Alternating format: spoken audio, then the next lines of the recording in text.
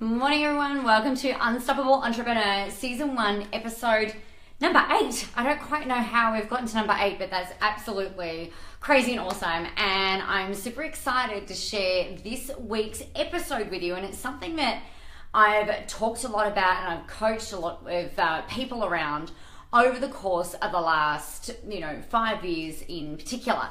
And the red hot thing that we're talking about today is money mindset. Now, a huge thing that I think is really interesting, and I learned this in 2000, and the first time I heard about it was actually in 2011, early 2012, and it was all around the way you do money is the way you do everything. And that kind of, at first, it really threw me out. I'm like, yeah, okay, that sounds a little cliche, it sounds a little kind of like off the cuff and things like that. And I think one of the really great, good morning, hi, welcome.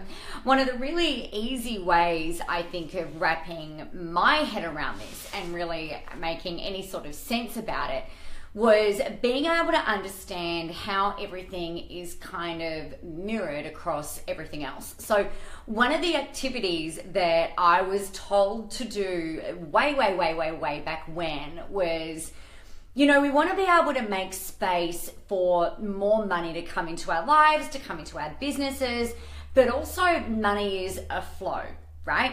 So there are times when you'll have more money coming in, there'll be times where there might be a bit more money going out, but we want to be able to create different things, different checks and balances in order to be able to make those peaks and troughs, those ebbs and flows kind of be a little bit more even rather than being really extreme. Now, I've lived in times where it's like super extreme and where it's kind of, just really growing and going in that kind of way. So the first activity that, and this is more like this week's episode is more around some things that you can do in order to create some hacks and for you to be able to create some really big differences in your mindset and how you treat money. So I believe in the law of attraction, but you've got to take action to make that stuff come through, right? Otherwise, it's just, you can't just sit there and put a manifestation out there and sit there and expect that everything is going to rain from the sky as if by magic. We're all pretty cluey and we get that we need to actually take the action steps in order to bring this through. So these are some of the actions. Now, you might set an intention or a manifestation or whatever to make $10,000 this month or $100,000 this month or $1 million this month, however much money it is that you really want to make. Now, that's great. And I guess that's awesome and it's awesome and necessary, I believe, for you to have goals. But then that next step is your action step. Now, sometimes the action step is the doing of the thing, right? So it might be going out there and making sales calls. It might be going out there and asking for referrals. It might be doing whatever. But one of the things that I really recommend that you do is you put the intention in place. And then we want to take a look at what things are going to get in the way or what can I do to facilitate things coming through faster, and then get out and take the action. So one of the things that I was told to do really early on was to go and take a look at my purse or your wallet if you're a guy. So if you open it up, is your money in order?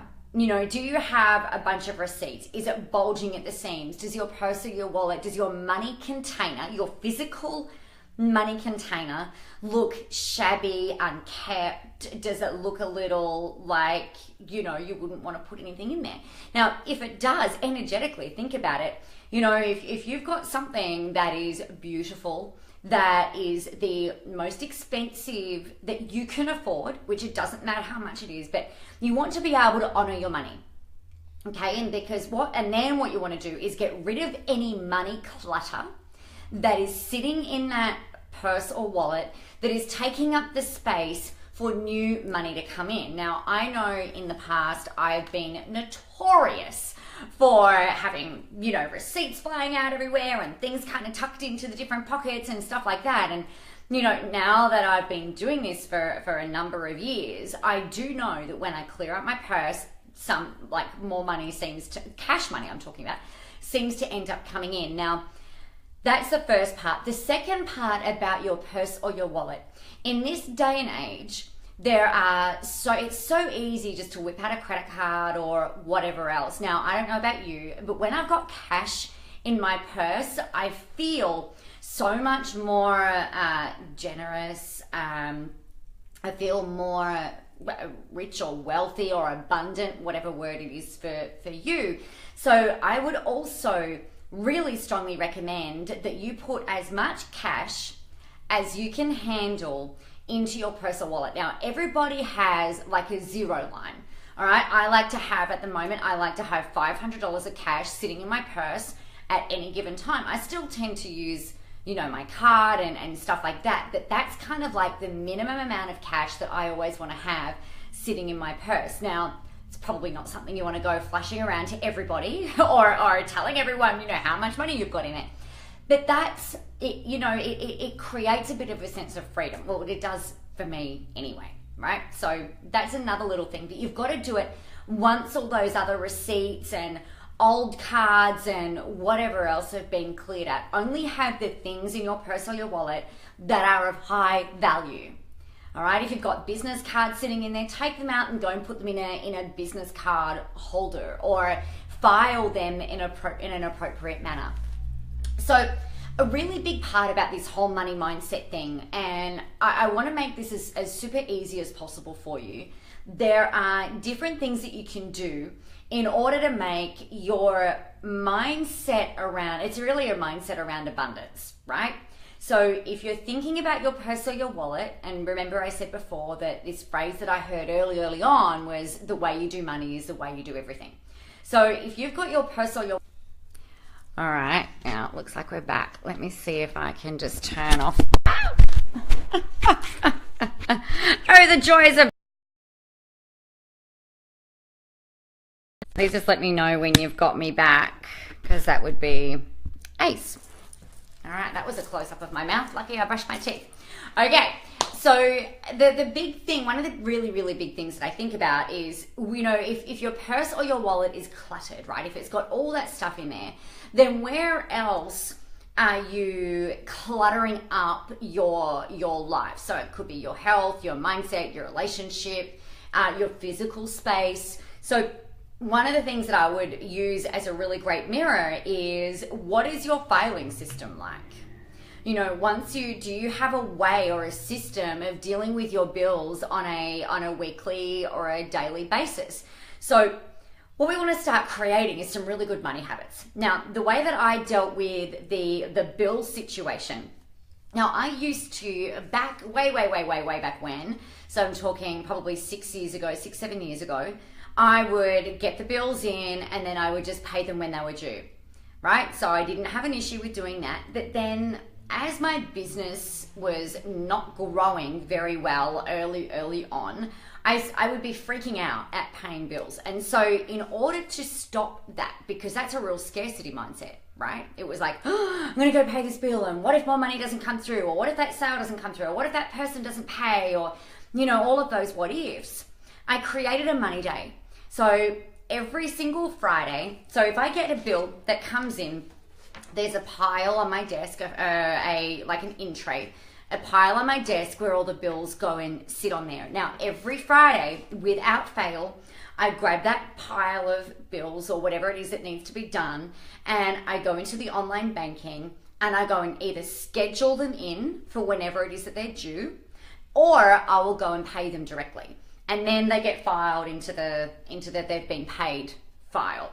So that way there's never a pile of anything that's sort of sitting there creating angst or tension or anxiety or that, oh my God, where's the money coming from type conversation.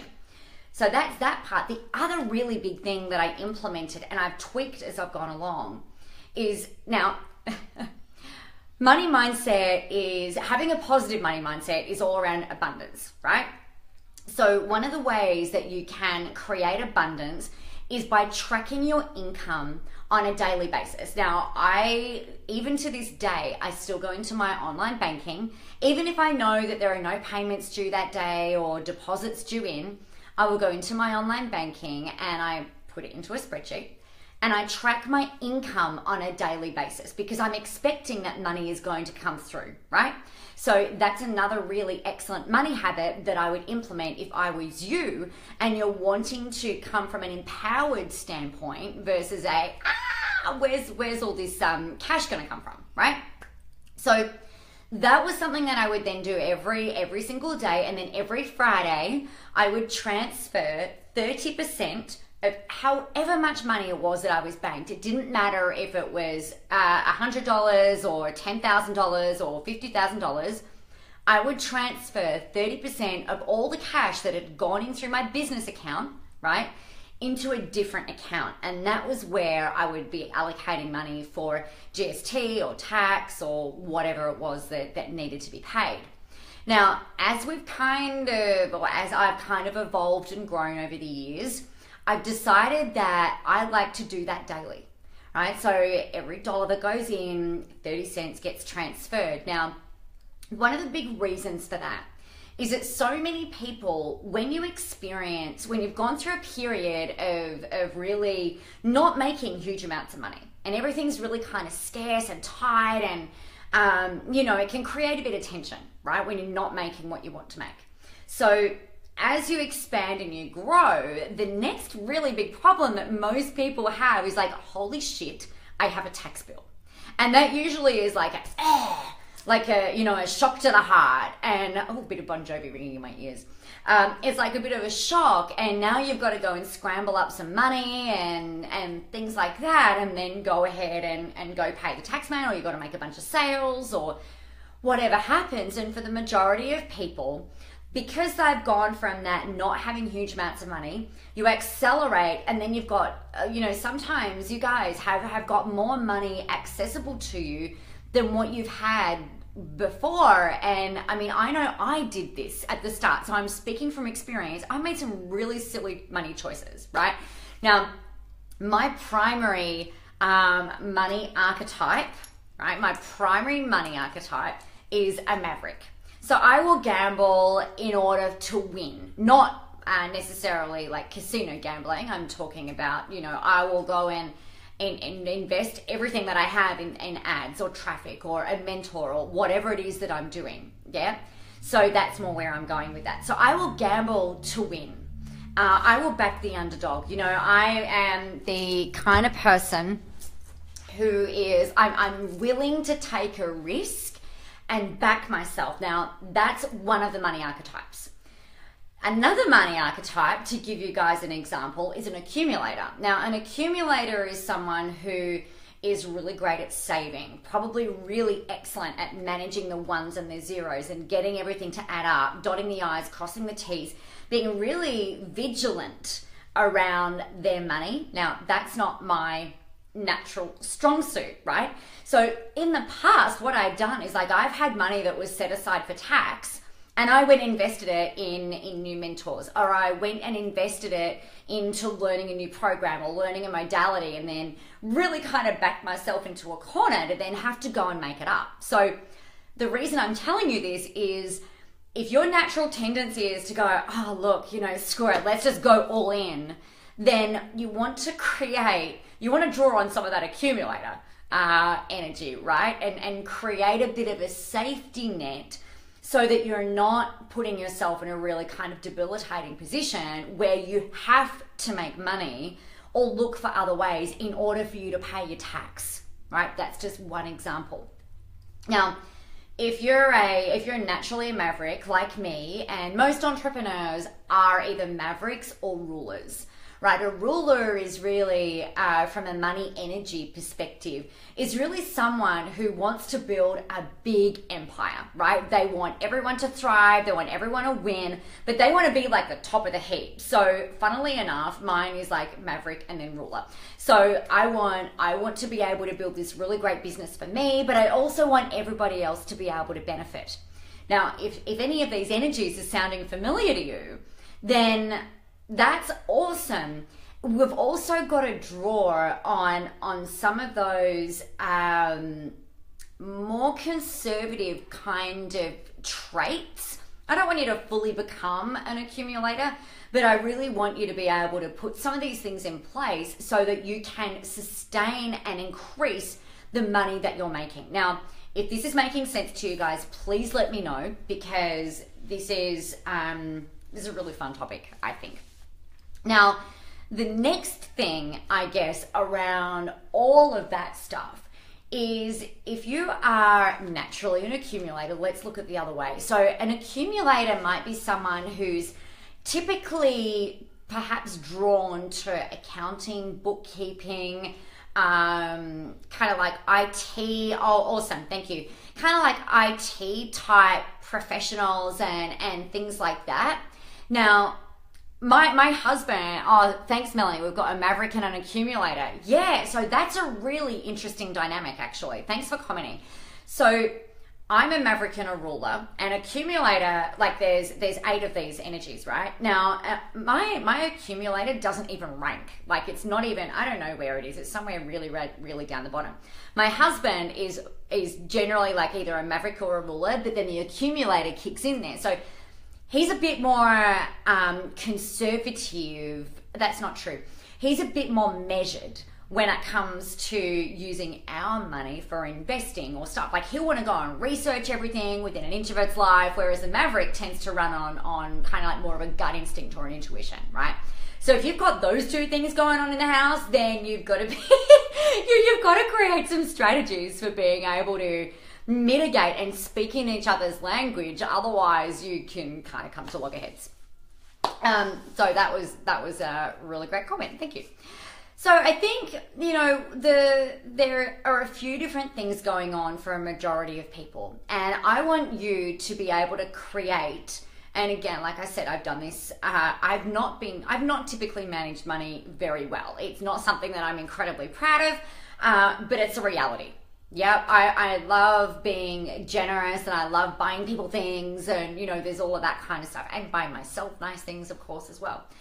So in order for you to be able to really use your money to grow and not back yourself into a corner, the biggest things that I can tell you and the biggest pieces of advice that I can give you is, number one, understand that money is flow. All right, you make sales, cash comes in, you generate some bills, and then cash will go out. So ebbs and flows. Money doesn't really, like, if you try to hang on to it, you know, it doesn't, you know, if you've got a pool of money and you're like, I'm not spending any of it, there's going to be things that come up. There's going to be bills or holidays or like whatever the hell it is that you want to put your money to. There's always going to be money that goes out, but then also money coming in. And so if you're in business, this is where you'll be making sales, or people will be paying invoices, or whatever happens, right? So ins and outs, the same as breathing, the same as the tide. We just don't want like a tsunami of money that comes crashing in and then it all gets kind of like sucked back out. So we want to create these checks and balances. So that's one thing you need to really be aware of. The second thing, just to recap what we talked about at the start, is around your money clutter. So you can have money clutter in your purse, the way that you process your bills and your payments, but also how you think about money. You know, what's the first thing? And a really great sign is, what's the first thing that you think about? What are the first things that you think about in the morning? And if it's, oh shit, you know, I've got to make a sale because I've got no fucking money, then that's a pretty good indication, or maybe without swearing, you know, that's a pretty good indication that you've got a scarcity mindset around money. You might think, like, and I've done this, you know, I'm like, oh no, I'm all positive and I've got like a great money mindset and this, that, and the other. But there's been times where I'm like, holy shit, like, where's the freaking money coming from?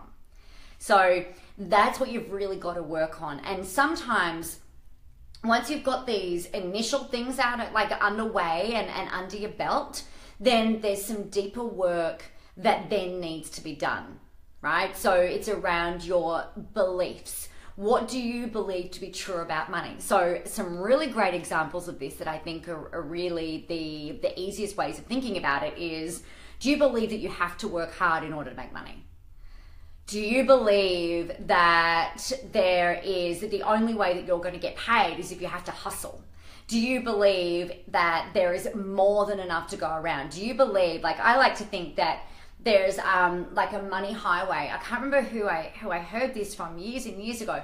It's almost like there's a money highway where there's money zipping across the skies all the time, and all we need to do is kind of like just put your hand up and drag some of it down. But that's kind of like that action, right? And another analogy that I had a soul coach for about a year, a few years ago, and she was just beautiful and awesome, and she used to describe it like stepping into the money river, right? And then dipping your hand in and then pulling it out. Now, in that instance, that might be making a sales call. All right, it might be saying, giving somebody a ring and saying, hey, your invoice is overdue. When are you going to be paying that? Yeah. So it's about being proactive. It's about doing what you need to do in order for you to be able to bring this money in, make sure that you've got an abundance mindset, and creating, particularly if you're a maverick or a ruler, and you're kind of like, you want everyone to thrive, you're willing to back yourself, you're out there taking action. The tendency is to go all in and not keep anything, just as a bit of a safety net. So that transferring between 30 and 50% of the money that you make, putting it into a different account. Now, I'm not an accountant, I'm not a financial advisor, so disclaimer. This is just speaking from my experience. When you've got that money going and sitting over there, then it does create that, because it's not your money, right? You've got to think about it over there being not your money. But then when that tax bill comes in, or when that GST bill comes in, or whenever that thing comes in that you have to pay, then you've got it sitting there and you can go and pay it out. On that note, actually, another thing that I do, another thing that I do is there's 5 members in our family. Okay, so there's me, my husband, and my 3 kids. Something that I've done for years is I will transfer money every single week into a luxury account. So the kids get less than me because I'm making it, and less than my husband because we're adults. So what happens every single week, there's money that gets allocated into each of the children's accounts, and then there's, money that goes into mine and my husband's account. So that when I want to go and buy a new handbag, or go and buy a pair of shoes, or go and do whatever, I just take it out of that luxury account and I can go and spend it on whatever the hell it is that I want to spend it on. It doesn't come out of a holiday fund. It doesn't come out of anybody else's account. And the same with my husband, you can go spend it on whatever it is that he wants to. And it's whatever it is that they want to do. For the kids, we kind of manage that a little bit more tightly, obviously, because otherwise they'd be spending it on lollies and chocolate, which, they're kids. So there's some of the things that, money wants a home, right? So I would have money flying all over the internet, usually once a week. Those transfers would usually happen once a week. And, you start to see those bank balances getting higher, and it's not coming out of your own transaction account. It's not coming out of a different allocation. I just think it creates a bit of a sense of freedom for you guys. All right. So if you guys have any questions about any of that, let me know. I think it's a really important topic. And if you're not making the money that you want, you want to take a look at some of those underlying beliefs that are going on.